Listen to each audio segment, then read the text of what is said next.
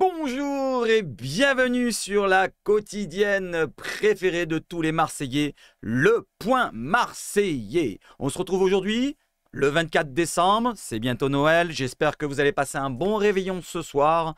Et on se retrouvera demain matin quand même, hein, les amis. Mais avant cela, on va parler de la journée d'aujourd'hui.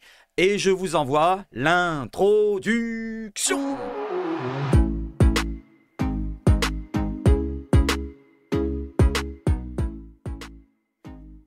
Et pour commencer, on commence par l'éphéméride du jour, pardon. Donc ce 24 décembre, joyeux anniversaire à Souleymane Diawara, qui va fêter donc aujourd'hui ses 45 ans. Voilà, donc il est passé à l'Olympique de Marseille. Il a gagné des trophées à l'Olympique de Marseille avec la période Deschamps, dans les années 2009 jusqu'à 2012. Il a gagné 5 trophées, 6 trophées si je ne me trompe pas, les amis. Dites-moi dans les commentaires combien a gagné de trophées Souleymane Diawara, défenseur sénégalais venu de Bordeaux, et il était champion juste avant, et il arrive à l'OM, il est champion. Grand défenseur, d'ailleurs, Lucho González l'a comparé à Balerdi. Alors je ne sais pas ce que vous en pensez, mais moi je trouve qu'il n'y a rien à voir entre les deux. On enchaîne derrière, alors tous les jours il y aura de l'éphéméride, hein. On enchaîne derrière avec l'arbitre qui sera donc pour le match qui est désigné par la FFF pour le match face à Thionville en Coupe de France pour la reprise le 7 janvier à 14h30, donc dimanche à Saint-Symphorien. C'est monsieur Lissorgue, si je ne me trompe pas. Oui, c'est ça, Romain Lissorgue. Il n'a jamais arbitré l'OM, donc ce sera son premier match autour de l'Olympique de Marseille. Il n'y aura pas de VAR pendant cette rencontre. Donc attention de ne pas se faire avoir, même si j'espère que l'OM rentrera bien dans sa rencontre et qu'ils écraseront cette équipe de Lusitanos. On enchaîne derrière avec des stats, des chiffres, et après on ira sur le mercato. Alors justement, des chiffres, 490 259 exactement spectateurs dans le Vélodrome depuis le début de saison. C'est Stats OMP qui nous relaye ça. Voilà, donc c'est le record. Voilà, c'est le record en Ligue 1 absolu. Comme il le dit, le compte Twitos. On atteint presque le demi-million quand même à la mi-temps, pardon. À la mi-temps. À la moitié de saison, ça fait beaucoup. Allez, on enchaîne derrière avec maintenant des chiffres et des stats avec Samuel Gigot qui a remporté 76% de ses duels défensifs en championnat, donc en Ligue 1. Il est le 7e meilleur joueur d'Europe, voilà, de tous les grands championnats cette saison en termes de duels gagnés. Je parle duel gagné, c'est en défense face à un attaquant. Vous voyez ce que je veux dire? C'est pas des passes réussies. Non, c'est un duel gagné. Que pensez-vous de cette stat, les amis? N'hésitez pas à me dire ce que vous en pensez. Bravo à Samuel Gigot, 7e, donc sur tous les défenseurs d'Europe. Allez, on enchaîne derrière avec cette fois des stats. Alors, on va parler un petit peu. Ça fait débat. La Minute OM qui nous relaye ça. C'est vrai que j'avais pensé aussi à vous le relayer. Donc, Aubameyang qui n'est pas jugé comme le meilleur passeur décisif selon la Ligue 1, selon le site de la Ligue 1.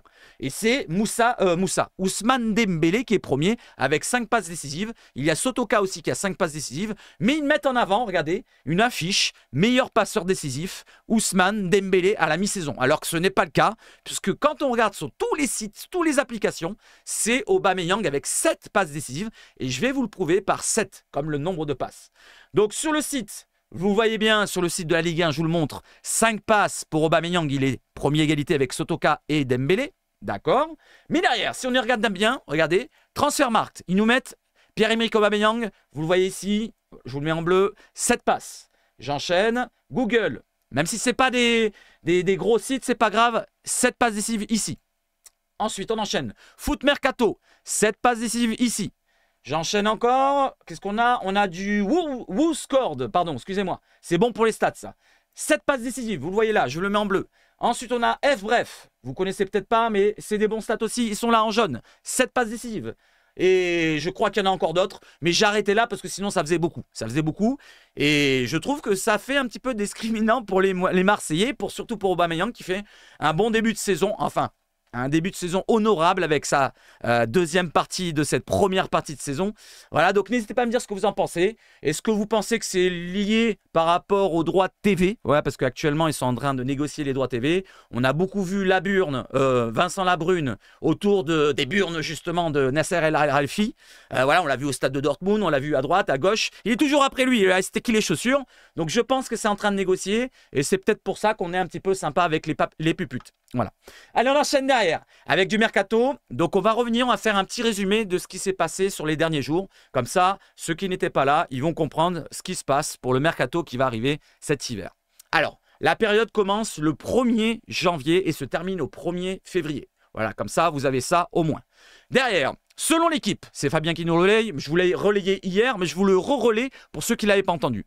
Selon l'équipe, l'OM recherche un défenseur central, un piston gauche, un milieu droit, donc dans le cœur du jeu, et un attaquant axial. Voilà, 4 postes à pourvoir. Le premier, ça serait le piston gauche, selon tous les médias et même selon Pablo Longoria à sa conférence de presse. Pourquoi pas un attaquant polyvalent qui jouerait sur le côté droit, gaucher si possible, ou polyvalent, ambidextre des deux pieds. C'est ce qu'il avait dit, plus ou moins Pablo Longoria. Mais derrière, on pense quand même, par rapport aux absents qu'il y aura à la CAN, que les défenseurs centraux, il en manquera, que les milieux, pourquoi pas, il en manquera. Avec Pape Gueye, avec Unai, avec Harit, tous ces milieux-là qui partent, il faudra les remplacer en nombre. Allez, on enchaîne. Et quand vous voyez la personne à droite, c'est Benassia, bien sûr. Benassia qui va avoir de plus en plus d'importance. Cet hiver, il va devoir prouver sa valeur, s'il a un réseau ou pas.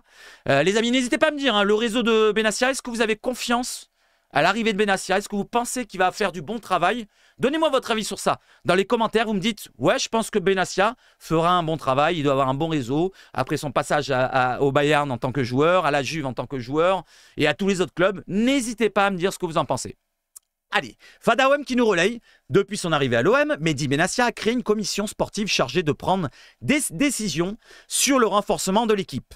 Il s'est associé à Roberto Malfitano, et pas Amalfitano, ancien bras droit de Ribalta. Il a repris le même homme pour explorer les marchés anglais et turcs.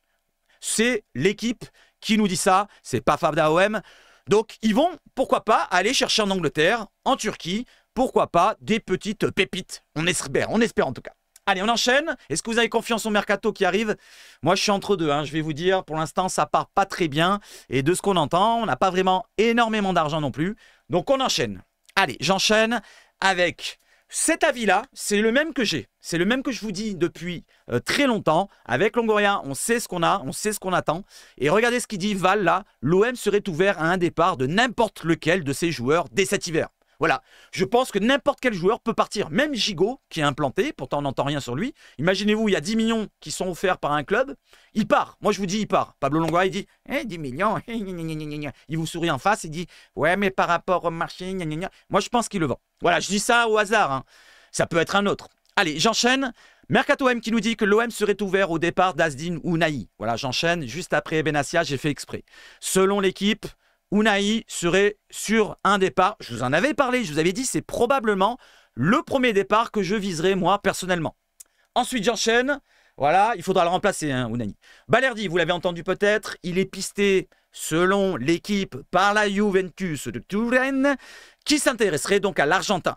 Est-ce que vous y croyez? Est-ce que vous y croyez pas? Il y a Ekrem Konur aussi, le journaliste turc, j'en avais parlé il y a 2 jours, qui en avait parlé. Donc je ne sais pas si c'est une vraie info ou rumeur. Mais s'il y a une grosse offre, moi, à partir du moment qu'on récupère notre argent qu'on a investi dessus, c'est-à-dire plus de 11 millions, et je mettrai même peut-être plus parce qu'il commence à avoir un petit peu de meilleur temps de jeu, on va dire. Il fait moins d'erreurs, même s'il en fait des grosses quand même. Contre Montpellier, il fait une passe décisive.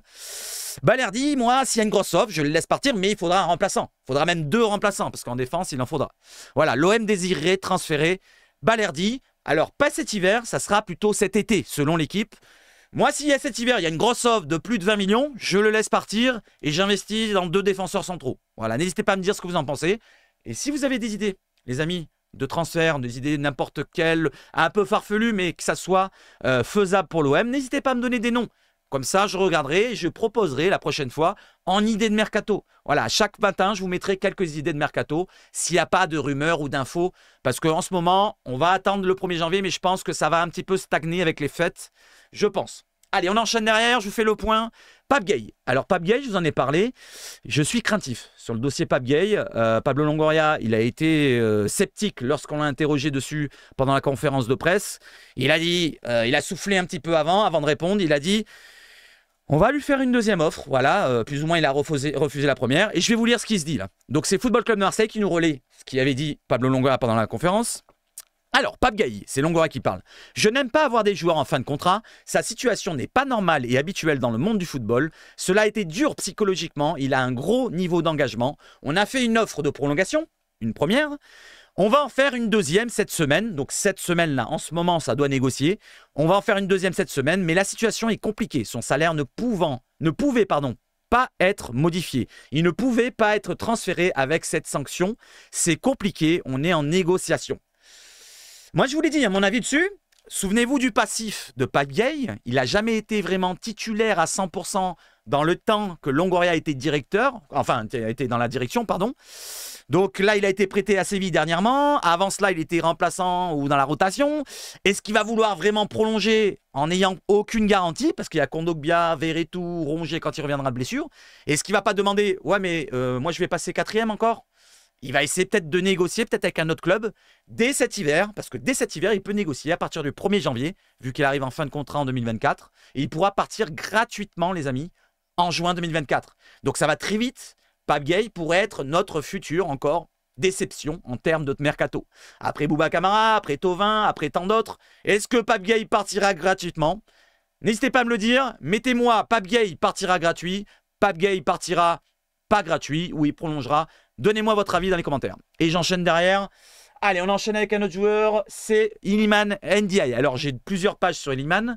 D'abord, la Minute OM qui nous relaye le coach de Sheffield qui répond avec les rumeurs qui étaient insistantes du côté de Sheffield, comme quoi il voulait récupérer le joueur. Je ne sais pas si vous l'avez entendu, je vous l'ai fait dans la première quotidienne, il y a 4 jours, je crois, un truc comme ça. N'hésitez pas à regarder les anciennes quotidiennes, que vous puissiez vous mettre au courant de tout ce qui se passe dans le mercato. Je vous tiens au courant de toutes les rumeurs, toutes les infos, au compte-gouttes. Tous les jours, vous aurez les infos qui arrivent, qui avancent. Là, c'est sur Iliman Ndiaye. Donc, le coach de Sheffield, il nous répond. Tout le monde connaît son histoire, ici, et moi plus que quiconque. Parce qu'il était un jeune joueur à mon époque et qui s'est entraîné avec l'équipe toute la saison. C'est un joueur fabuleux, un joueur exceptionnel. Mais pour ce qui est des spéculations, je ne veux pas m'en mêler. Je ne suis pas prêt à parler de qui que ce soit. Je me concentre sur le groupe que nous avons. Voilà, il fait un petit peu comme Gattuso. Il botte en bouche. En touche, pardon. Il veut dire que si vous voulez en parler, parlez-en à mes dirigeants, à ceux qui s'occupent du mercato. Donc pour l'instant, ça veut dire plus ou moins qu'on ne sait pas où on en est finalement. Finalement, ça n'avance pas plus. Parce que ça pourrait être vrai qu'il y ait une rumeur que Sheffield veut le récupérer en prêt. Et lui, je ne sais pas s'il veut y aller, mais apparemment, on va regarder la deuxième page, il voudrait rester. Comme il le dit Fada OM, il nous relaye l'avis de l'équipe, l'info de l'équipe ou la rumeur de l'équipe. Iliman Ndiaye, qui garde une cote impressionnante en Angleterre, malgré 6 mois compliqués à l'OM, ces 6 premiers mois, a refusé toutes les approches jusqu'à maintenant. Il est focalisé sur sa réussite à Marseille. Voilà, il veut s'imposer à Marseille. Voilà, c'est son club de cœur. Il est arrivé, il n'y arrive pas pour l'instant. Peut-être qu'il veut en faire trop, je ne sais pas. N'hésitez pas à me dire quel est le vrai souci de Iliman Ndiaye pour l'instant. Mais il va essayer de forcer encore. Et je pense qu'après la Coupe d'Afrique des Nations, imaginez-vous, il arrive au bout, il la gagne. Ça peut lui donner un regain de confiance. Moi, j'ai confiance en Iliman Ndiaye. Pour l'instant, je critique. Je lui ai donné une mauvaise note quand je l'ai noté. Mais derrière... Je vois qu'il y a de la qualité. Je ne suis pas aveugle. Je ne suis pas con. Je ne suis pas un footix. Voilà, donc je pense qu'il peut réussir. Mais il faut qu'il débloque. Un petit peu comme... C'est pas le même profil. Mais Aubameyang, je ne sais pas s'il était bloqué, mais regardez bien. Voilà, quoi, il n'y a pas si longtemps, il n'était pas bien efficace. Et là, il a appuyé sur l'accélérateur. Il a marqué 7-8 buts en 4-5 matchs. Il a appuyé sur le ketchup et s'est coulé tout seul, comme il dirait Cristiano. Donc... pourquoi pas avec Iliman Ndiaye? Je ne parle pas que de stats, forcément, mais ça serait bien qu'il marque quelques buts, ça lui donne confiance. Derrière, il a commencé un petit peu à lever la tête, parce que dans les premiers temps, il ne levait pas la tête, il s'encastrait dans les défenseurs. Voilà, il perdait le ballon, il en faisait trop, ou il faisait une mauvaise passe. Là, il a commencé un peu à lever la tête. Il a donné des bons ballons à Aubameyang qui les a manqués cette fois-là. Voilà, donc j'y crois, moi, à Iliman Ndiaye. Et vous y croyez? Allez, j'enchaîne derrière avec 2 autres joueurs. 2 attaquants encore. Donc, selon l'équipe, toujours, c'est l'équipe qui a fait un gros dossier sur le mercato. C'était hier, mais je vous relais tout. Comme ça, vous êtes au courant de tout. L'OM envisage un prêt avec option d'achat pour Vitinha et Ismaïla Sarr dès cet hiver, selon l'équipe. Derrière, je vous ai mis en rouge, regardez en bas, la réponse de la Minute OM qui est toujours bien informée et qui nous dit que pour Vitinha, ils veulent une vente, pas de prêt. Et Ismaïla Sarr ne devrait pas partir selon la Minute OM. Ils vont attendre pour le Sénégalais de voir son niveau à la CAN et le niveau qu'il aura à son retour. Voilà. Ils vont attendre de voir ce qu'il donne à la CAN, parce que si Ismaïla Sarr fait une énorme CAN, et pareil pour Iliman Ndiaye, comme je vous l'ai dit, il prend confiance, eh ben, on pourrait le regretter de l'avoir prêté. On se dit, putain de merde, qu'est-ce qu'on a fait? Pourquoi on l'a prêté? Alors que maintenant, il est en forme, il a claqué 10 buts dans la CAN, c'est le meilleur buteur, des retournés, les buts du Zboub et tout. Non, faut un peu prendre son temps. Il y a largement le temps de voir. Voilà, donc on n'a pas beaucoup d'attaquants. Enfin, en ailier, on n'a pas beaucoup de déliés. On n'a que lui finalement. Donc ça serait bête de le perdre et au retour, il fait une bonne CAN et on ne l'a pas chez nous. Voilà, Vitinha, c'est une vente, comme il dit la minute. Donc on va essayer d'un petit peu d'atténuer pour l'instant. Ça va ressembler de plus en plus à un accident industriel ou je ne sais plus comment on dit. Je ne sais pas, quand on investit beaucoup d'argent et qu'on n'arrive pas à avoir ce qu'on voulait. Voilà. Donc Vitinha, est-ce qu'il va partir ou pas? N'hésitez pas à me le dire dans les commentaires. Est-ce que vous pensez que Vitinha va partir? Et à combien? Pour combien vous le laisseriez partir, Vitinha? Allez, j'enchaîne justement avec Vitinha. Voilà, selon OneFootball qui nous relaye une information, je vais descendre un petit peu, de la tribune olympienne. Voilà, une rumeur. Les deux parties auraient pris conscience que le mieux serait une séparation pour Vitinha. Donc les deux parties, le joueur Vitinha et l'Olympique de Marseille, seraient désormais ouverts à un départ, avec pour priorité de retour au Portugal. Il voudrait pourquoi pas revenir dans son pays. On l'avait vu quand il est arrivé, Vitinha, c'est un joueur qui a l'air très sensible, malgré qu'il arrive presque à 24 ans, hein, il va avoir 24 ans dans pas longtemps. Donc il est très sensible. Quand il est arrivé à Canal+, je ne sais pas si vous vous souvenez, première interview, voilà, il pleurait beaucoup. Bah, je sais pas, peut-être qu'il est encore à pleurer tous les soirs, je sais pas, avec son caleçon, son string et tout. Voilà. Et l'OM comprend récupérer une partie de sa mise. Le média, ou le pseudo-média, assure que l'épouse de Pablo Longoria était en échange d'un chèque de 15 millions d'euros. Donc il réclamerait environ 15 millions d'euros. Mais les trois clubs lusitaniens capables de disputer un grand match, ça veut dire les trois clubs portugais qui sont capables d'investir 15 millions d'euros, Benfica, Porto et le Sporting, ils ont beaucoup d'attaquants. C'est ça le problème, ils sont déjà bien desservis. Alors je ne sais pas comment on va se démerder. S'il veut vraiment retourner que au Portugal, eh ben on va devoir le garder, hein, parce que je ne vois pas où il pourrait partir au Portugal. Ils n'ont pas d'argent à part Benfica, Porto, Sporting. Je ne vois pas qui peut l'acheter. N'hésitez pas à me dire qui peut l'acheter au Portugal, mais je ne crois pas qu'il y a d'autres clubs. Voilà, sinon ça sera la Première Ligue ou un autre club d'Europe qui pourra investir au moins 15 millions. Allez, on continue, on enchaîne avec OneFootball qui nous met... Alors là, c'est des... Même pas rumeurs. C'est même pas des rumeurs, c'est des... comment dire, des pistes intéressantes pour des latéraux. Oh putain, celle-là elle est belle. Des latéraux gauche. Voilà, donc vu que on veut une doublure, comme il est marqué dans le titre, quelle doublure pour Renan Lodi? Il y a Peuple Olympien qui nous a écrit un bel article, merci à eux. Il est relayé par OneFootball et je vous le lis tout de suite. Donc il y a l'hypothèse, toujours, Soglo, mais Marcelino le titularisé au début et... Gattuso, on l'a vu qu'il l'a mis, peut-être 1 ou 2 minutes. Il a fait 2 minutes peut-être chez eux, je ne sais plus. Je ne me rappelle même pas s'il est rentré. Dites-moi s'il est rentré, je ne me rappelle même plus. Pour vous dire, Marcelino lui avait donné un petit peu de temps de jeu. Il marque d'ailleurs quand il joue son premier match titulaire à Metz. Vous vous en souvenez de ce but? Et derrière, il n'a plus de temps de jeu. Avec Gattuso, il n'a plus sa chance. On descend un petit peu. Voilà, et c'est marqué en dessous, 1 minute face au Havre, une autre minute face à l'AEK d'Athènes. Donc il a joué 2 minutes avec Gattuso. Et sinon, c'est Murillo qui prend sa place du côté gauche à la place de Lodi. Allez, j'enchaîne avec les options intéressantes pour ce mercato. N'hésitez pas à me donner vos idées de mercato. Et après, on enchaînera sur autre chose, les amis, sur de l'actu plus informationnel. Je ne sais pas si ça se dit, mais je le dis. Allez, le premier joueur, c'est Yann Madsen. J'en ai parlé sur le Discord avec quelqu'un. Latéral gauche qui peut également jouer piston. Il est actuellement sous contrat avec Chelsea, mais manque de temps de jeu chez les Blues. Il n'a pas de temps de jeu là-bas. L'OM pourrait attirer le Hollandais de 21 ans sous forme de prêt. Sa valeur Transfermarkt est de 20 millions d'euros. Voilà, ça serait un prêt avec une option ou pas. Je ne sais pas s'ils voudraient, les Anglais, de Chelsea. Sachant qu'on a récupéré le jeune Soglo qui était parti de Chelsea et je ne sais pas si on en a récupéré un autre, dites-moi dans les commentaires. Voilà, donc peut-être qu'il y a une bonne entente. Avec Arsenal, ça aurait été bien plus sympa peut-être. Mais à voir, pourquoi pas. Voilà, Madsen, je connaissais juste de nom comme ça. On m'en a parlé dans Discord, mais je ne connaissais pas sinon le joueur. Hein. Voilà, je me cache pas, je le dis comme ça. N'hésitez pas à me dire si vous connaissez et donnez-moi votre avis. Ensuite, le deuxième profil... Thomas Galvez. Alors celui-là, je ne connaissais pas du tout. Latéral de Manchester City, Les U21, c'est les jeunes, mais là-bas, il n'y a que des bombes dans les jeunes. S'illustre en Première Ligue 2. Le Finlandais de 18 ans est un gros espoir Sky Blues. Cela sera difficile de boucler un transfert, mais son contrat finit en juin 2024. Donc il finit cet été. C'est très intéressant, pourquoi pas de négocier. Marseille pourrait l'attirer en prêt avec option d'achat. Voilà, ça serait peut-être intéressant, un jeune comme ça, pour être en doublure d'un Renan Lodi, pardon. Voilà, pourquoi pas pour le concurrencer, si on ne veut pas donner sa chance à Soglo. Si on a un autre qui est vraiment à son poste comme Galvez, parce que Soglo, c'est pas vraiment un arrière latéral. Voilà, c'est peut-être pour ça qu'il ne le tente pas, Gattuso. Donc pourquoi pas le tenter. Voilà, je ne sais pas ce que vous en pensez, n'hésitez pas à me le dire, mais pourquoi pas. Moi, je dis pourquoi pas à chaque fois parce qu'il en faut un. Il en faut un absolument derrière gauche. Ensuite, celui-là, je vous en ai parlé, je crois. Angelino. Le défenseur latéral gauche est actuellement en prêt à Galatasaray, mais serait sur le départ d'après Fabrizio Romano, le journaliste italien. Ce qui pourrait amener l'OM à se renseigner sur l'Espagnol, qui a déjà une certaine expérience du haut niveau de ses 26 ans. Il a le même âge que Renan Lodi, je crois. Au vu de son niveau, il pourrait même adopter un statut de concurrent plutôt qu'une simple doublure. C'est vrai que, point de vue niveau, on s'en rapproche. Angelino ou Renan Lodi, c'est très très poche. Hein. Angelino, il a joué des Champions League, il a joué des Europa League. Voilà, donc c'est quand même un très bon pied gauche. Profil par rapport à Lodi, il est pratiquement, physiquement, il se ressemble. Il est peut-être un peu plus costaud, Angelino, je dirais.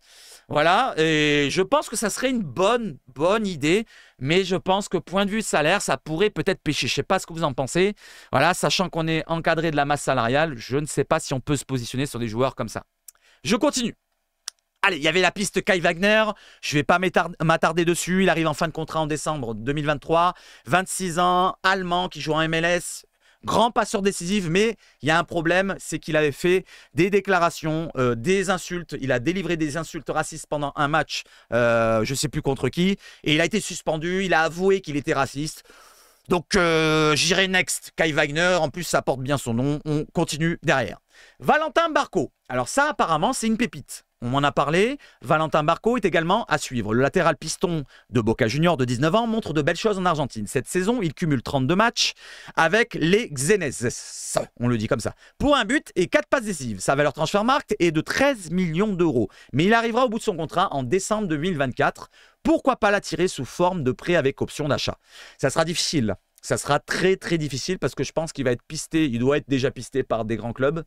Et tout à l'heure, on va voir un petit peu, je vous ai ouvert une info qui lui concerne à lui, mais on finit d'abord avec le dernier joueur. N'hésitez pas à me donner votre avis sur tous les joueurs que j'aborde là. Le dernier profil tape à l'œil, outre-Atlantique, se nomme Marcelo Morales. Je ne connaissais pas. Du haut de ses 20 ans, le joueur de l'Universidad de Chile est titulaire indiscutable avec son club. Il a disputé 23 matchs, toutes compétitions confondues, cette saison avec un but et 8 passes décisives. C'est énorme. 23 matchs, 8 passes, ça fait une passe tous les 3 matchs, c'est ça à peu près? C'est énorme. Le contrat de l'arrière-gauche chilien se terminera en décembre 2024 et son prix est de 1 million d'euros à peine. Je peux même l'acheter moi. Non, je peux pas, mais si on s'y met tous là, les abonnés, tous 1 euro là, non, un peu plus, mais on peut l'acheter. Voilà, 1 million d'euros actuellement d'après Transfermarkt. Voilà les amis, plus ou moins, merci à c'est qui a écrit déjà Peuple Olympien. Peuple Olympien pour l'article qui était plutôt sympa. N'hésitez pas à me donner votre avis dans les commentaires. J'enchaîne et je reviens sur le joueur qu'on a parlé justement juste avant, Valentin Barco, qui serait voilà, visé par Strasbourg. Alors, Strasbourg, on le sait, il y a Chelsea qui est au-dessus. Mais pourquoi il irait à Strasbourg plutôt qu'à l'OM? Si on peut l'attirer, si on arrive à bien négocier la chose, surtout qu'il a une clause libératoire, vous le voyez là au-dessus, à 9 millions d'euros. 9 millions d'euros, si on n'est pas capable d'investir 9 millions d'euros, franchement, il faut se jeter par la fenêtre. J'en peux plus, moi. J'en peux plus. Il faut vendre le club. Et on va en parler justement de la vente du club. J'ai ouvert 2-3 articles pour vous. Vous allez voir. Je mets un petit point tous les 2-3 vidéos sur la vente OM. Comme ça, on se tient au courant tous ensemble. Donc, n'hésitez pas à me donner votre avis là-dessus. 9 millions d'euros. Sachant que c'est un jeune joueur, il va arriver, il ne va pas réclamer un gros salaire. Nous, notre problème, c'est les salaires. Il ne faut pas qu'on prenne des joueurs qui ont des gros salaires. Donc, un jeune joueur comme ça, il va arriver, on va lui donner 100, peut-être 150 000 par mois, ça lui suffira amplement. Il vient d'Argentine. Il ne va pas toucher énorme là-bas. Hein. Je ne crois pas qu'il touche énorme. Allez, j'enchaîne derrière avec une piste proposée par BOM. Pourquoi pas pour l'attaque? Je ne sais pas si vous connaissez, c'est Mohamed, son prénom, je crois, Amoura. Donc, un attaquant, franchement, qui est très, très, très plaisant de ce que j'ai vu. Très petit, par contre, de profil. On va aller voir sur sa fiche directement. Il fait 1m68. Je ne sais pas où c'est marqué. Non, 1m70. 1m70, algérien, international, il fera la CAN malheureusement. Valeur transfermarkt 10 millions d'euros. Contrat jusqu'en 2027. Il joue dans le club qui se révèle dans l'Europe, Union Saint-Gilloise. Ils ont tapé Liverpool, il me semble. Il a marqué contre Liverpool d'ailleurs. Cette saison, je vous montre juste ses stats, pardon. Et il peut jouer dans l'axe et sur le côté gauche, pardon. Ses stats, c'est 23 matchs, 16 buts, toutes compétitions confondues pour 2 passes décisives. Donc c'est intéressant. Un joueur qui est efficace toutes les 79 minutes. Mais après, il faudra investir déjà. Il n'a que 23 ans. Voilà, international algérien, par contre, il partira à la CAN. C'est ça le souci. Mais des joueurs comme ça serait intéressant point de vue salaire. Comme je vous l'ai dit, c'est le salaire qui pose problème. Si on a de l'argent à investir, pourquoi pas une dizaine de millions. Un joueur comme ça, 23 ans, il commence à émerger dans l'Europe. Pourquoi pas? Allez, j'enchaîne derrière. N'hésitez pas à réagir sur tout ce que je vous montre. Derrière, un joueur qui serait gratuit pour nous. Un joueur qui serait gratuit et qui vient de notre club. Alors, vous en souvenez peut-être dans les matchs de préparation, Yuri Moreira. Est-ce que vous vous souvenez de lui? Moi, pour moi part, quand je l'ai vu jouer dans les matchs de prépa, je ne vois pas ce qu'il avait de moins qu'un Vitinha. Dans les matchs de prépa après, je peux me tromper. Là, actuellement, il joue en National 3. Il a joué 7 matchs et marqué 2 buts. C'est un jeune Portugais qui nous arrive du Benfica. Il n'avait pas beaucoup joué là-bas. Il a été lâché, donc on l'a récupéré. 19 ans, il est assez costaud. Je vous montre sa fiche vite fait. Voilà, il fait 1m85, voilà, 19 ans. Il est droitier si je ne me trompe pas. Oui, c'est ça. Ici, c'est marqué ici. Voilà, en bleu. C'est un avant-centre, pur et dur. Il est costaud, il fait 1m85. Je me rappelle qu'il était bien costaud. Il tenait sur ses appuis. Et il était véloce, assez véloce. Donc, je ne sais pas ce que vous en pensez. Si on n'a pas de solution, qu'on n'a pas d'argent pour investir sur un attaquant, pourquoi pas aller piocher dans nos jeunes?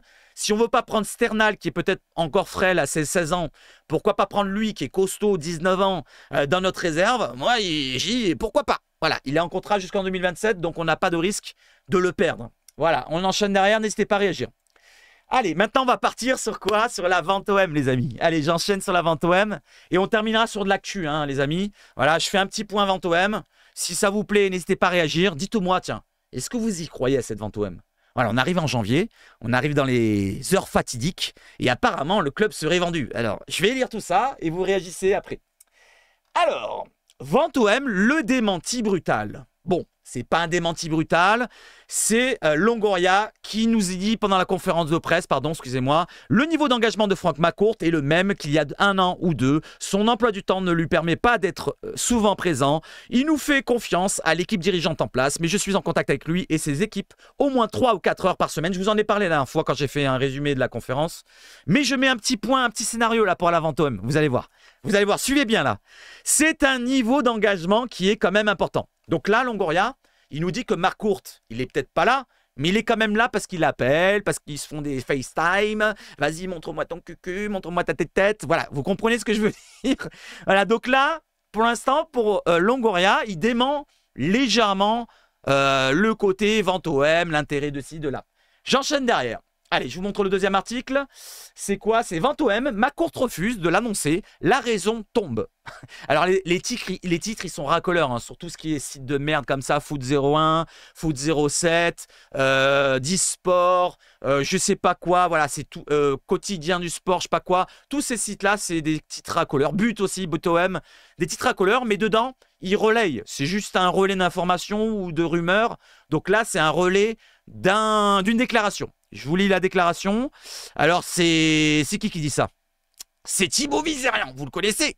Alors, l'OM comme Nice, Manchester United et la SSE. L'Américain, en parlant de McCourt, se montre distant et ne donne jamais le moindre indice favorable à une vente du club, même si cela ne trompe pas Thibaut Vizerian. Et il nous dit ça, Thibaut Vizerian, écoutez bien ce qu'il dit. Pourquoi l'OM n'annonce pas que le club est en vente, comme ce fut le cas quand la famille Louis Dreyfus a vendu? On lui pose la question. Et il répond, 90% des clubs en France sont en vente et ne le disent pas officiellement. Il n'y a pas besoin car tout se passe en coulisses et il n'y a aucun souci là-dessus, nous dit Thibaut. À une semaine de la vente à McCourt, Margarita Louis Dreyfus démentait encore. Je ne me rappelle plus si elle est démentée à une semaine. Je ne me rappelle plus. Une semaine avant la vente de Nice, à Radcliffe, l'OGC Nice disait qu'il n'y avait rien du tout. C'est la base. Dans les affaires, tout ce qui n'est pas rendu public n'existe pas. Cela fait 4 ans qu'on parle de celle de Manchester United. La SSE, ça fait 6 ans. L'OM, ça fait 3 ans. Et avec des changements incroyables au club qui montrent à n'importe quel gestionnaire de PME ou d'entreprise que l'OM est sur la voie d'une officialisation de la vente. Cela trahit entièrement ce qui se passe en interne, plus les capitaux, l'évaluation des pertes du club. Il y a X éléments qui montrent que cela arrive. Il y a plein de choses qui n'ont pas été révélées. Si tu l'annonces publiquement que le club est en vente, tu vas attirer tous les gugus qui vont dire qu'ils ont fait une offre, a expliqué Thibaut Vizerian dans un entretien sur la chaîne YouTube. C'est pas sur sa chaîne, c'est sur la chaîne YouTube de Roman Le Rendez-vous. Je ne sais pas si vous connaissez, c'est une petite chaîne qui débute, qui fait des entretiens avec lui, avec l'autre d'Amazon, le journaliste qui est sur la pelouse, je ne me rappelle plus comment il s'appelle. Voilà, donc qu'est-ce que vous en pensez de ça? Et derrière, je vais vous mettre la 3e page. Voilà, encore. Allez, c'est la dernière page qui vient de tomber, excusez-moi, c'est tombé donc hier, vous le voyez, samedi 23, et je vous le fais. Vente OM, l'Arabie Saoudite, ce sera du très lourd. Allez, ce sera du très lourd, et c'est cette fois devant ses abonnés que Thibaut Vizerian a assumé ses positions et a vendu du rêve avant le réveillon. Voilà, avant le réveillon, il nous envoie du rêve, Thibaut. Alors si tu te trompes, attention. Non, je fais pas de menaces, moi, je reste neutre, je lis et je vous relais. Faites-vous votre propre opinion, les amis. N'hésitez pas à réagir. Hein. N'hésitez pas à réagir. Dites-moi dans les commentaires ce que vous en pensez. Si la vente de l'OM va être annoncée rapidement, tout le monde aimerait bien, mais on verra maintenant, au mois de juin, avant. On verra quel moment a été choisi pour la surprise. On n'en sait rien. Longoria explique que l'OM est financièrement dans une position confortable, alors que les pertes cumulées depuis le début des années McCourt sont de 500 à 600 millions d'euros. C'est vrai que tous les ans, on s'en souvient, c'était 100, 150. Et ouais, c'est vrai qu'il y a beaucoup de pertes, selon Thibaut Vizerian et selon ce qu'on voyait dans les rapports. Donc, faudra nous expliquer un jour qui remet au pot. Comment ça se passe pour être confortable? J'ai eu des hyper... Alors là, ça m'a fait rire, je l'ai lu le truc. Hein. Regardez, écoutez. J'ai eu des hyper hautes, je sais pas si ça se dit, des hyper hautes confirmations auprès des ministères d'avocats, d'hommes d'affaires en novembre et décembre. Donc là, récemment, il a eu des confirmations que c'était fait. Il y a eu les confirmations de David Berger, donc le journaliste de Canal+. Son enquête et la mienne se rejoignent. Donc ils ont fait pratiquement le même taf. Ça va être du lourd, un très grand projet, mais l'achat de l'OM ne passait pas en premier. Je prends mon matériel, s'il y a une officialisation durant la trêve. Mon livre, alors là il parle de son livre, mon livre sur la vente s'écrit, même si ce n'est pas assez rapide à mon goût, a confirmé le journaliste. Ancien journaliste, parce qu'il est maintenant il est plus journaliste vraiment, qui depuis 2021 annonce que tout est bouclé et que l'Arabie Saoudite est dans l'ombre. Voilà les amis. Le côté vente OM, c'est terminado. Les dernières infos, vous les avez là. Voilà, c'est Thibaut qui gère tout en ficelle comme ça, il est tout seul. S'il a raison, ben félicitations. Après, s'il a tort, ben il faudra. Qu'est-ce que vous voulez que je dise? Il n'y a rien à faire. Hein, qu'est-ce que je lui dise? Allez, on continue. Voilà, de toute façon, l'OM sera toujours là. Qu'il y ait une vente, pas de vente, je sais pas quoi, des Indiens, des Chinois, ce que vous voulez, des Martiens qui reprennent le club, on s'en fout, on sera toujours là. Moi, je serai toujours là. J'étais là quand il était en Ligue 2 et c'est pas parce qu'ils seront pas vendus qu'on va descendre dans le classement que je vais pas être pour l'OM. Allez, j'enchaîne derrière avec le petit avis juste pour la petite boutade de Planète OM qui m'a fait rire quand je l'ai vu. Les bébés conçus le jour où Thibaut Vizerian a annoncé la vente OM, c'était en 2021, vont boucler. Non, pardon. Bouclés, ouais, la vente bouclée, pardon, vont passer, excusez-moi, je l'ai mal lu, je vais le refaire depuis le début, sinon c'est nul. Les bébés conçus le jour où Thibaut Vizerian a annoncé la vente OM bouclée vont passer leur 3e fête de Noël en famille. Voilà, elle était plutôt intéressante quand je l'ai lu la première fois, mais là je vous l'ai mal lu, désolé. N'hésitez pas à rigoler chez vous, faites dans le commentaire, sinon dites-moi t'es nul, t'es pas rigolo. Allez, j'enchaîne derrière les petits tifos du jour. Merci Falimini Steph qui nous relaie ça avec CU84, voilà, magnifique tifo. Voilà, magnifique tifo encore. Voilà, magnifique tifo. N'hésitez pas à mettre pause, à faire des photos. Magnifique tifo. Merci à toi Family Steph. Allez, on termine avec 2 pages encore, avec Paul Lopez. Les stats de Paul Lopez de cette saison, c'est 24 matchs, 7 clean sheets, 92 tirs subis pour 68 arrêts, ballon touché 983. Et il y a un résumé du côté du site de l'OM officiel. Je ne peux pas vous le montrer, sinon je suis striké. Voilà, n'hésitez pas à le regarder, il est sur le site de l'OM ou sur YouTube. Allez, j'enchaîne derrière avec le calendrier. La reprise, ça sera le dimanche 7 janvier, j'en ai parlé. En Ligue 1, ça sera le 12 janvier. Après, il y aura le 27 janvier pour un autre match.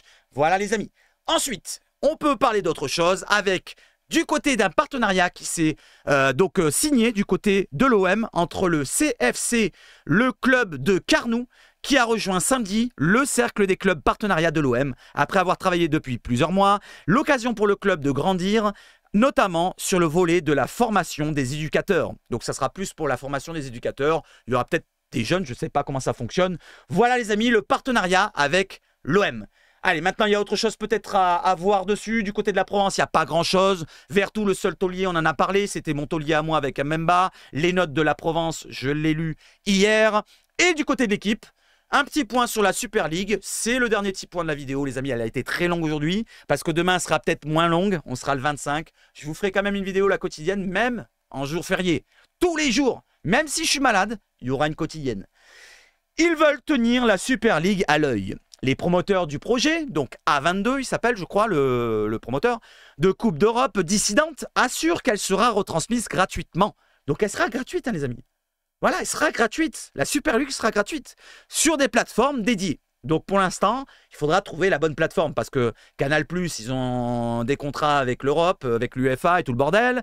RMC, je crois qu'encore, ils en ont des contrats. Bein, c'est pareil, en plus c'est de Qatar. Qu'est-ce qu'il y a d'autre comme chaîne? Voilà, donc il y a beaucoup de chaînes qui ont des contrats. M6 avec l'Europa League aussi. Voilà, donc après, il reste des chaînes gratuites. Mais est-ce que les chaînes gratuites vont vouloir les retransmettre? Je vous dis ça tout de suite, tout en générant d'énormes revenus publicitaires. Donc ça va se jouer, c'est le revenu publicitaire. Un schéma vertueux qui peine à convaincre. D'ailleurs, si vous lisez à droite, l'UEFA reverse autour de 3 milliards d'euros au club grâce aux revenus générés par les Coupes d'Europe, en grande partie issus des droits télé. Voilà, il y a une grande partie qui vient des droits télé et des revenus publicitaires. Voilà, je ne vais pas vous lire tout l'article qui est assez grand, assez lourd à lire. Voilà, tout ce qu'il y a à la page là. Voilà, je ne vous le lis pas. Mais ça concerne tous les avis des chaînes françaises. M6 qui a un contrat qui dit non, on ne peut pas le faire. Canal non plus. Donc ce que je vous ai dit, Bein non plus. France Télé qui disent que c'est un petit peu ambivalent parce qu'ils ne pensent pas que les revenus publicitaires suffiront pour avoir des revenus conséquents pour payer tous les clubs. Voilà, donc je ne sais pas si elle va se créer cette Super League, les amis.